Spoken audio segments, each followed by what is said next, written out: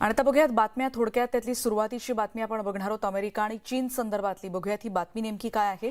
तर पेंटागॉननं अमेरिकेच्या एअरफोर्सच्या पाठवणाऱ्या ड्रोनवर रशियन फायटर जेट इंधन टाकत असल्याचा एक व्हिडिओ जारी केला आणि ज्यामुळे काळ्या समुद्रात त्याचा अपघात झाला आणि मॉस्को आणि वॉशिंग्टन यांच्यातला तणाव वाढला होता. अमेरिकेच्या सैन्यानं जारी केलेल्या 42 सेकंदाच्या फुटेजमध्ये रशियन SU-27 हे MQ-9 या रिपर ड्रोनच्या मागच्या बाजूने येत असल्याचं आणि ते इंधन सोडतानाची ही दृश्य आहेत. ड्रोनच्या ऑप्टिकल उपकरणांना निष्क्रिय करणं हे इंधन याचं उद्दिष्ट होतं आणि क्रिमियाच्या द्वीपकल्पाजवळच्या अमेरिकेच्या गुप्तचर उड्डाणांबद्दल मॉस्कोनं याआधी देखील वारंवार चिंता व्यक्त केली आहे. पुढची बातमी आहे वेस्ट बँकमधल्या तणावासंदर्भातली. वेस्ट बँक शहरात एक घटना घडली. तिथे जेनिन भागात इस्रायली सैन्यानं केलेल्या हल्ल्यात एका किशोरवयीन मुलासह ठार झालेल्या 4 नागरिकांबद्दल पॅलेस्टिनी नागरिक तिथे शोक व्यक्त करत होते. पॅलेस्टिनी अधिकाऱ्यांनी ही माहिती दिली आणि या प्रदेशात वर्षभर चाललेल्या हिंसाचाराच्या दरम्यान हा आणखीन एक प्रकार घडलाय. इस्रायली सैन्यानं जेनिन भागात आपलं सैन्य कार्यरत असल्याची पुष्टी केली आहे आणि सैन्यानं इस्लामिक जहाद या अतिरेकी गटाच्या 2 सदस्यांना ठार मारलं. एक तिसऱ्या व्यक्तीचं देखील यात तो मारला गेल्याचं कळतं. हा परिसर पॅलेस्टिनी अतिरेक्यांचा बालेकिल्ला म्हणून ओळखला जातो. इस्रायलच्या या भागात वारंवार लष्करी हल्ले सुरू असतात. पुढची बातमी आहे तैवानमधून आलेली. प्रोसेसर चिप्सचं उत्पादन आणि आशियामधून अमेरिकेत हलवण्याच्या या संदर्भातल्या इंडस्ट्रीमध्ये एक महत्त्वाची बातमी. कारण अमेरिकन सरकारच्या प्रयत्नांमुळे याची किंमत आता दुप्पट होईल आणि फोन, कार आणि इतर उत्पादनांमध्ये त्याचा वापर कमी होईल असा इशारा जागतिक उद्योगातील सर्वात मोठ्या उत्पादकांच्या अब्जादीत असलेल्या संस्थापकांनी याविषयीची माहिती दिली आहे. तैवान सेमीकंडक्टर मॅन्युफॅक्चरिंग कॉर्पोरेशनचे मॉरिस चँग यांनी याविषयी माहिती दिली. सुरक्षेच्या कारणास्तव चीनच्या चिप तंत्रज्ञानाचा विकास कमी करण्याच्या अमेरिकेच्या प्रयत्नांना त्यांनी समर्थनही दिलंय. वॉशिंग्टनला एकीकडे वेगवेगळ्या आशियाई साइट्सवरून अमेरिकेत हे उत्पादन का हलवायचे हे समजू शकलेलं नाही असं देखील चांग यांनी यावेळी म्हटलंय. जर्मनी आणि इस्रायल या दोन्ही देशांनी गुरुवारी बर्लिनमध्ये एक संयुक्त पत्रकार परिषद घेतली आणि इराणला अण्वस्त्र मिळवण्यापासून रोखण्याची गरज त्यांनी व्यक्त केली. जर्मनीचे चान्सलर ओलाफ स्कोल्ज यांनी सध्या इस्रायलमध्ये तणाव निर्माण करणाऱ्या काही बदलांबद्दल चिंताही व्यक्त केली. लोकशाही मूल्य, इस्रायलचे भागीदार आणि जवळचे मित्र या नात्यानं आम्ही या वादाचं बारकाईनं पालन करत या वादाकडे बारकाईनं लक्ष ठेवून आहोत असं देखील त्यांनी म्हटलं आहे. पुढची बातमी आहे दक्षिण कोरियातली. म्हणजेच दक्षिण कोरिया हा देश आणि जपाननं त्यांच्या नेत्यांमधल्या नियमित भेटी पुन्हा एकदा सुरू करायला सुरुवात केली आहे. कारण गुरुवारी शिखर परिषदेदरम्यान व्यापारातला वाद सोडवण्यासाठी पावलं उचलण्याचं मान्य केल्यानंतर या संदर्भातल्या सकारात्मक प्रतिक्रिया आता यायला सुरुवात झाली आहे. जपानच्या पंतप्रधानांनी या शिखर परिषदेला 2 राष्ट्रांच्या सुरक्षा आणि आर्थिक संबंधांच्या पुनर्बांधणीसाठी एक मोठं पाऊल उचलल्याची प्रतिक्रिया दिलेली आहे. कारण आतापर्यंतच्या कठीण असलेल्या इतिहासावर मात करण्याचा एक प्रयत्न असल्याचं त्यांनी म्हटलंय. दक्षिण कोरियाचे अध्यक्ष युन सुक येओल आणि जपानचे पंतप्रधान फुमियो किशिदा यांच्यातली संयुक्त पत्रकार परिषद यावेळी पार पडली. लेबनननं चलनातला सगळ्यात नीचांक गाठला आणि या संकटग्रस्त देशातील बँका पुन्हा संपावर गेल्यानं काळ्या बाजारात डॉलरच्या तुलनेत अभूतपूर्व म्हणजे 1 लाख लेबनिक्स पाऊंडवर हा व्यापार झाला आहे. पाऊंड ज्याला तिथे लिरा म्हणून ओळखलं जातं. 2019 मध्ये लेबननमध्ये आर्थिक मंदीचा उद्रेक झाला होता आणि लेबननच्या 60 लाख लोकसंख्येपैकी 3/4 जनता आता गरिबीत जगते आणि महागाई देखील वाढत चालली आहे. यामुळे सामान्य जनता होरपळत चालली आहे. काहींना घराचं भाडं देखील देता येत नाही आणि काहींकडे उदरनिर्वाहासाठी पैसेही शिल्लक नाही. मंगळवारी खासगी मनी एक्सचेंजद्वारे वापरल्या जाणाऱ्या मोबाईल ॲप्सवर डॉलरला 1 पाऊंड असा नवीन दर इथे पोस्ट करण्यात आला. अलास्काच्या पेट्रोलियम समृद्ध अशा नॉर्थ स्लोप ऑइल ड्रिलिंग प्रकल्पाला बायडेन प्रशासनानं मान्यता दिली. अध्यक्ष जो बायडेन यांनी पर्यावरणाच्या दृष्टीनं घेतलेला एक महत्त्वाचा निर्णय म्हणून याकडे बघितलं जात आहे.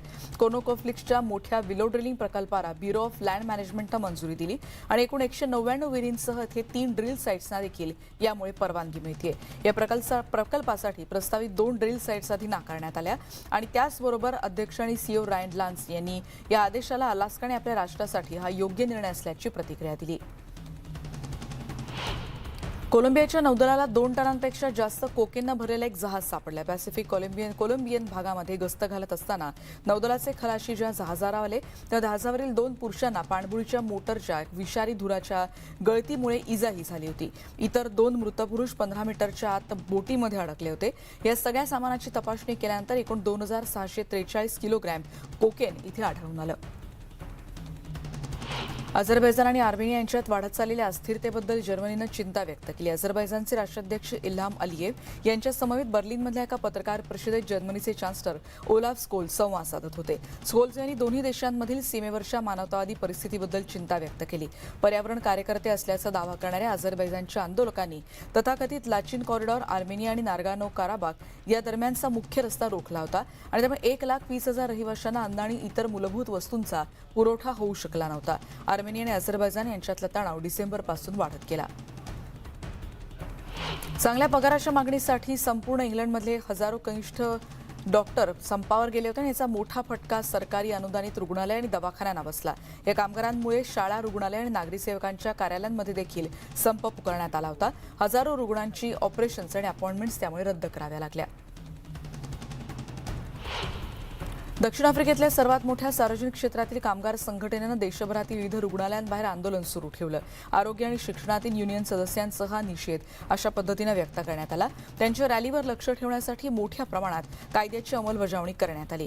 दक्षिण आफ्रिकन संरक्षण दलाच्या सदस्यांना देखील जोहान्सबर्गच्या पूर्वेला वाल्सारसमधल्या थेले मॅगॅरेन या प्रादेशिक रुग्णालयात तैनात करण्यात आलं होतं. National education, health and allied workers या युनियननं 10% वेतनवाढीची मागणी केली आहे आणि सरकारनं ती केवळ 4.7% इतकी देऊ केली आहे. मागण्या पूर्ण होत नाही तोपर्यंत आंदोलन तीव्र करण्याचा इशारा यावेळी देण्यात आला. नेपाळच्या राष्ट्रपतीपदी निवड झालेल्या रामचंद्र पौडेल यांनी पद आणि गोपनीयतेची शपथ घेतली. राष्ट्रपतींचा शासकीय निवासस्थान शीतल निवास इथे हा कार्यक्रम पार पडला. गेल्या आठवड्यात झालेल्या अध्यक्षपदाच्या निवडणुकीत पौडेल यांनी प्रतिस्पर्धी सुवास नेमबांग यांचा पराभव केला होता. नेपाळमध्ये काँग्रेसचे ज्येष्ठ नेते पौडेल यांनी सत्ताधारी आघाडी पक्षांचा त्यांना पाठिंबा होता. कम्युनिस्ट पक्षांना एकत्र करत 2 महिन्यांपूर्वी स्थापन झालेली युती तोडून पंतप्रधान विरोधी नेपाळी काँग्रेसच्या उमेदवारालाच म्हणजे पुष्पकमल दहल यांना त्यांनी पाठिंबा दिला. या घटनेनंतर प्रचंड यांनी केपी ओली यांच्यासोबतची युतीही तोडली होती. प्रस्तावित पेन्शन सुधारणांना विरोध करणाऱ्या संघटनांच्या नेतृत्वात सुरू असलेल्या संपामुळे पॅरिसमध्ये कचऱ्याचे ढीग साचलेत. ओसंडून वाहणारे कचऱ्याचे डबे आणि पिशव्यांचे डोंगर पॅरिसच्या रस्त्यांवर सध्या दिसत आहेत. आर्क डी ट्रायम्फला जाताना अनेक पर्यटकांना त्यांच्या हॉटेलमधून बाहेर पडताना दुर्गंधीचा सामना करावा लागतोय.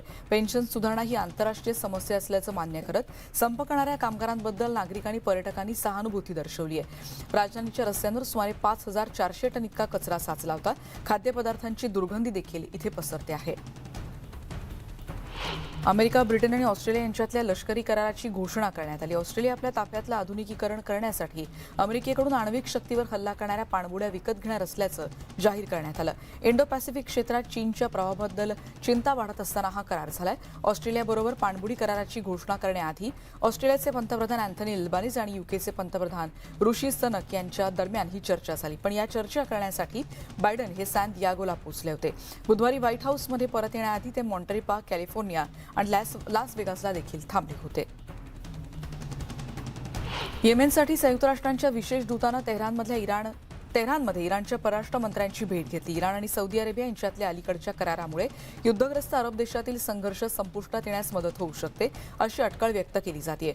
या चर्चेआधी हॅन्स ब्रुनबर्ग यांचे परराष्ट्र मंत्री होसेन यांनी स्वागतही केलं. 7 वर्षांच्या तणावानंतर इराण आणि सौदी अरेबिया यांनी राजनैतिक संबंध पुन्हा प्रस्थापित करायला आणि दूतावास पुन्हा सुरू करायला सहमती दर्शवली.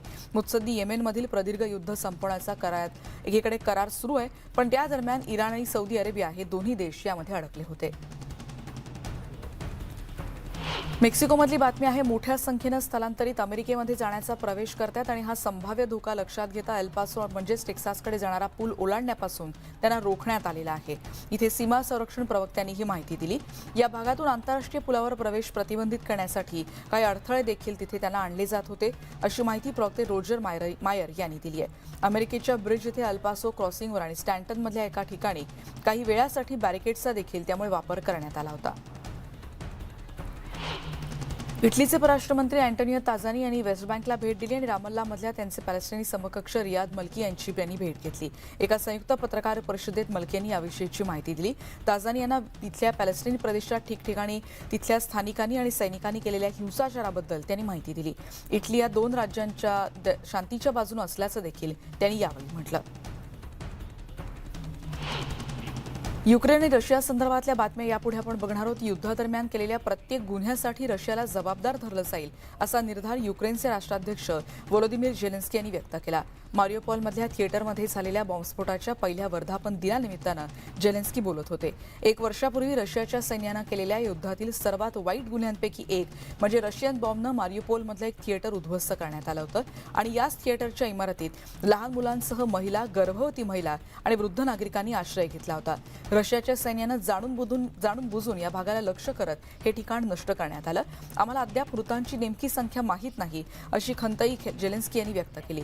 16 मार्च 2022ला मारियोपोलमधल्या थिएटरवर रशियन हवाई हल्ल्यामध्ये शेकडो लोक मारले गेले. पोलंड युक्रेनला MiG-29 लढाऊ विमानं देण्याची योजना आखत असल्याचं पोलंडच्या अध्यक्षांनी काल म्हटलंय. या मदतीमुळे युक्रेन सरकारच्या युद्धविमानांसाठी वाढत्या तातडीच्या मागण्या म्हणजेच विनंती पूर्ण करणारा पोलंड हा पहिला नाटो सदस्य देश ठरतोय. पोलंड सोव्हिएत निर्मित 4 लढाऊ विमानं पुढच्या काही दिवसात सुपूर्द करणार आहे आणि उर्वरित विमानांच्या सर्व्हिसिंगची आवश्यकता असल्याचं त्यांनी म्हटलंय. त्यानंतर त्याचाही पुरवठा केला जाईल असे अध्यक्ष आंद्रेस डुडा यांनी म्हटलंय. इतर देश त्याचं अनुकरण करतील की नाही याविषयी त्यांनी भाष्य केलं नाही, पण डुडा यांच्या घोषणेनं जर्मनीचं सरकार सावध झाल्याच्या प्रतिक्रिया मिळत आहेत. रशियाच्या आधी म्हणजे आक्रमणापूर्वीच्या काळात युक्रेनकडे सोव्हिएत युनियनच्या पतनात वारशानं मिळालेली अनेक MiG-29 विमानं होती, पण 1 वर्षाहून अधिक काळ लढल्यानंतर त्यापैकी किती सेवेत राहतील हे मात्र अजून कळू शकलेलं नाही, कारण 1 वर्षापासून युक्रेन निकराचा लढा देतोय. रशियाचे राष्ट्राध्यक्ष व्लादिमीर पुतीन यांनी गुरुवारी मॉस्कोमध्ये जॉर्जियाच्या दक्षिण ओसेशियाच्या खंडित प्रदेशाचे नेते ॲलन गाग्लोव यांची भेट घेतली. रशियाच्या विभक्त प्रदेशाशी विशेष संबंध आहेत आणि त्यांच्यातला परस्पर व्यापार हा 12% वाढल्याचं यावेळी पुतीन यांनी म्हटलंय. त्यांनी दिलेल्या मदतीबद्दल दक्षिण ओसेशियाचे लोक कृतज्ञ असल्याचं गाग्लोव यांनी म्हटलंय. दक्षिण ओसेशियाचे सैनिकही युक्रेनमधल्या रशियाच्या कारवाईत सहभागी आहेत आणि सत्य आणि ऐतिहासिक न्याय लढत त्याच्यासाठीच आपण लढत असल्याचं त्यांनी म्हटलंय. 1990च्या दशकाच्या सुरुवातीला या भागातून हा भाग जॉर्जियापासून वेगळा झाला आणि 2008 मध्ये जॉर्जिया विरुद्धच्या एका युद्धानंतर रशियानं या भागावर पूर्णपणे नियंत्रण मिळवलं. दुसरा खंडित झालेला प्रदेश अबखाझिया असा आहे. राष्ट्राध्यक्ष व्लादिमीर झेलेन्स्की यांनी गुरुवारी युक्रेनच्या कीव्हमध्ये लॅटव्हियन पंतप्रधान क्रिस्जानिस कॅरेज यांची भेट घेतली. झेलेन्स्की यांनी लॅटव्हियाच्या पाठिंब्याबद्दल त्यांचे आभार मानले. दोन्ही बाजूंनी युक्रेनच्या युरोपियन कमिशनच्या शिफारसींची अंमलबजावणी केली जावी यासंदर्भात युरोपियन एकीकरणावर यावेळी चर्चा झाली. बातम्या अमेरिकेतल्या आहेत. अमेरिकेत गुरुवारी सकाळ झालेल्या पाऊस आणि पुरामुळे सुरक्षित ठिकाणी नागरिकांना हलवण्याचे आदेश देण्यात आले होते. हे आदेश त्यानंतर उठवण्यात आले आणि अरिझोनामधले रहिवासी आणि पर्यटकांनी नेहमीप्रमाणे आपापल्या ठिकाणी परतण्याचा प्रयत्न केला, कारण बुधवारी दिवसभर जोरदार पावसासह इथे हिमवर्षावही झाला आहे आणि त्यामुळे रस्ते त्याचबरोबर इतर प्रमुख महामार्गांवर याचा परिणाम जाणवत होता. ठिकठिकाणी बर्फही साचला होता. काही ठिकाणी पुराचंही पाणी अजून साचलेलं आहे. सेडोना आणि फ्लॅगस्टाफ या जोडणारा राज्य महामार्ग 89A इथे मोठी दरड कोसळल्यामुळे हा महामार्ग बंद होता, अशी माहिती सेडोना फायर डिस्ट्रिक्टमधले सहाय्यक अग्निशमक प्रमुख जेसन कॉईल यांनी दिली. या हिमवादळामुळे न्यू इंग्लंड आणि न्यूयॉर्कचा काही भाग तसंच नॉरिस्टर बर्फाखाली गेल्या आणि हजारो नागरिकांचा वीज पुरवठा इथे खंडित झाला होता. अनेक शाळा इथे बंद ठेवण्यात आल्या. रस्त्यांवरही वीज नाही आणि बर्फ साचल्यामुळे इथे कठीण परिस्थिती निर्माण झाली. सोमवारी रात्रीपासून या वादळाला सुरुवात झाली होती. 3 फुटांपर्यंत इथे बर्फवृष्टी झाली आहे आणि जोरदार वारे देखील वाहत होते. वर्षाच्या नवीन वर्षाच्या सुट्टीच्या काही दिवस आधी इथला बाजार खरेदीदारांनी गजबजून गेला आणि वाढत्या महागाईमुळे मात्र अनेक इराणी नागरिकांनी वस्तूंच्या किमती पाहिल्यावर निराशा व्यक्त केली आहे. अनेक दशकांचं आर्थिक गैरव्यवस्थापनच याला जबाबदार असल्याचं त्यांनी म्हटलं आणि त्यामुळेच आणि पाश्चात्य निर्बंधांमुळे देश गंभीर संकटात असल्याचं या नागरिकांचं म्हणणं आहे. स्थानिक चलनाचा दर अलीकडेच निचांकी पातळीवर आहे आणि त्यामुळे लोक आर्थिक चणचण त्यांना भासते आहे. आणि ब्रेकनंतर जगाच्या पाठीवर या बुलेटिनमध्ये तुमचं पुन्हा एकदा स्वागत. पुन्हा एकदा बघणार आहोत जगभरातल्या बातम्यांचा आढावा आणि त्यातली सुरुवातीची बातमी आहे पाकिस्तानमधली. तिथे पार पडलेल्या एका महिला परिषदेसंदर्भातली बातमी आहे. प्रसिद्ध नृत्यांगना शीमा केरमानी यांच्या सादरीकरणानंतर कराचीमधल्या 4थ्या महिला परिषदेचा समारोप करण्यात आला. नृत्यामुळे तुमच्या शरीराचा तुम्हाला अभिमान वाटतो आणि तुमच्या शरीरावरचा तुमचा आत्मविश्वास ही भावना तुम्हाला नक्कीच खंबीर करणारी असते, असंही त्यांनी यावेळी म्हटलंय. काही महिलांनी देशातील विविध व्यवसायांमध्ये प्रगती जरी केलेली असली तरी बहुतांश महिला त्यांच्या क्षमतांचा उपयोग करू शकत नसल्याचं त्या म्हणाल्या. हा एक सामाजिक आणि सांस्कृतिक पैलू आहे, पण पाकिस्तानमधल्या महिलांसाठी हा खूप कठीण असल्याचं त्यांनी म्हटलंय. सामाजिक आणि सांस्कृतिक दृष्ट्या महिला दडपल्या जात असल्याचं त्या म्हणाल्या. केरमणी यांनी प्रसिद्ध लोकगायिका रेश्मा आणि माई भागी यांनी गायलेल्या गाण्यांवर यावेळी नृत्य सादर केलं. पुढची बातमी स्पेसएक्सनं आंतरराष्ट्रीय अंतराळ स्थानकावर ड्रॅगनची 27वी कमर्शियल रिसप्लाय सर्व्हिस मिशन लॉन्च केलंय आणि या मोहिमेला पाठिंबा देणाऱ्या पहिल्या टप्प्यातल्या बूस्टरचं हे 7वं उड्डाण ठरलं. या स्टेज सेपरेशननंतर फाल्कन 9 या अटलांटिक महासागरातील ग्रॅव्हिटास ड्रोन शिपवर ते उतरणार आहे. ड्रॅगन अंतराळ यानाचं हे 3रं उड्डाण होतं. कोरोनाच्या आकडेवारीकडे एकदा लक्ष देऊयात. भारतात 24 तासांच्या कालावधीत एकूण 796 नवीन कोरोना रुग्णांची नोंद झाली. सक्रिय प्रकरणांचीच म्हणजे सक्रिय रुग्णांची संख्या 109 दिवसानंतर 5000च्याही पुढे गेली आहे. सध्या देशभरात 5026 रुग्णांवर उपचार केले जात आहेत. संक्रमितांची एकूण संख्या 4,46,93,506 पर्यंत पोहोचली आहे. तर 5 मृत्यूंसह मृतांची संख्या वाढून 5,30,795 इतकी भारतातली कोरोना बळींची संख्या आहे. यात कर्नाटक, हिमाचल प्रदेश, पुदुच्चेरी, केरळ आणि उत्तर प्रदेशमधल्या प्रत्येकी एका कोरोना बळीचा समावेश आहे. 3 वर्षांपासून अनिवार्य केलेली मास्कची सक्ती सोमवारपासून जपाननं मागे घेतली. सरकारनं नियम मागे घेतला असला तरी कोरोना रोखण्यासाठी मास्कचा वापर प्रभावी आहे हे जाणल्यामुळे नागरिक तिथे मास्क घालताना दिसतात. टोकियोच्या मुख्य रेल्वे स्थानकातून बाहेर पडणारे बहुतेक प्रवासी कामावर जात असताना मास्क घालताना दिसलेत. संसदेतील टेलिव्हिजन बजेट समितीच्या बैठकीदरम्यान काही खासदारांनी अजूनही मास्क घातलेले दिसले. पंतप्रधान किशिदा यांनी मात्र कार्यालयात ते पोहोचले तेव्हा मास्कचा वापर केला नव्हता. ऑस्ट्रेलिया, झेक रिपब्लिक आणि चीन, दक्षिण कोरिया या देशांच्या बेसबॉल मॅचच्या काही तास आधी टोकियो डोमच्या बाहेर जमलेल्या चाहत्यांनी देखील मास्क परिधान केले होते. मास्कबंदी उठवण्यात आल्यामुळे आता मुखवट्यांशिवाय म्हणजे मास्कचा वापर न करता देखील ते आपला आनंद चाहते व्यक्त करू शकतील आणि मास्क घालणं हे वैयक्तिक निर्णयावर अवलंबून असल्याचं सरकारनं म्हटलंय. आम्ही कोणावरही मास्क घालणं किंवा ते काढण्यास भाग पडणार नाही असं किशिदा यांनी पत्रकारांशी बोलताना स्पष्ट केलं. बोस्टन स्ट्रँगलर या चित्रपटात केरा नाइटली आणि कॅरी कून या दोघी शोधपत्रकारांच्या भूमिका साकारणार आहे. हा चित्रपट लॉरेटा मॅकलॉफ्लिन आणि जीन कोल यांच्या सत्यकथेवर आधारित आहे. 1960च्या दशकात बोस्टन स्ट्रँगलर म्हणून ओळखल्या जाणाऱ्या अल्बर्ट डिसाल्वोनं 13 महिलांची इथे हत्या केली होती. या महिलांच्या कथेवर संशोधन करून त्याची हत्या करण्यात आल्याचं नंतर संशोधन करण्यात आलं होतं. पण बोस्टन रेकॉर्ड या वृत्तपत्रात काम करून या 2 महिला पत्रकारांनी यावरचं संशोधन केलं होतं. बोस्टन स्ट्रँगलर शुक्रवारी म्हणजे आज हुलू स्ट्रीमिंग सर्व्हिसवर प्रदर्शित केला जातोय. इटालियन अभिनेता जियानकार्लो गियानिनी यांना हॉलिवूड वॉक ऑफ फेममध्ये स्टार देऊन सन्मानित करण्यात आलं. गियानिनी हे ऑस्कर नामांकित इटालियन अभिनेते आणि दिग्दर्शक आहेत. इटलीच्या अनेक चित्रपटांमध्ये प्रमुख भूमिकांबद्दल तसंच विविध भाषा आणि बोलींवर ते प्रभुत्व मिळवून आंतरराष्ट्रीय ओळख त्यांनी मिळवली आहे. इटलीच्या अनेक नाटकांमध्ये तसंच Romeo and Juliet, a midsummer night dream या इटलीच्या अनेक कलाकृतीतही त्यांचा समावेश होता. 1965 मध्ये त्यांनी डेव्हिड कॉपरफिल्ड या इटालियन राष्ट्रीय टीव्ही कंपनीनं बनवलेल्या टीव्हीच्या अनेक मालिकांमध्ये देखील काम केलं होतं आणि त्याचबरोबर लिबिडो या 1965 सालच्या फ्रॉइडियन सायकोलॉजिकल थ्रिलरमधून त्यांनी मोठ्या पडद्यावर पदार्पण केलं होतं. 1977 मध्ये 7 ब्युटीज यामध्ये देखील सर्वोत्कृष्ट अभिनेत्याचं नामांकन त्यांना मिळालं होतं.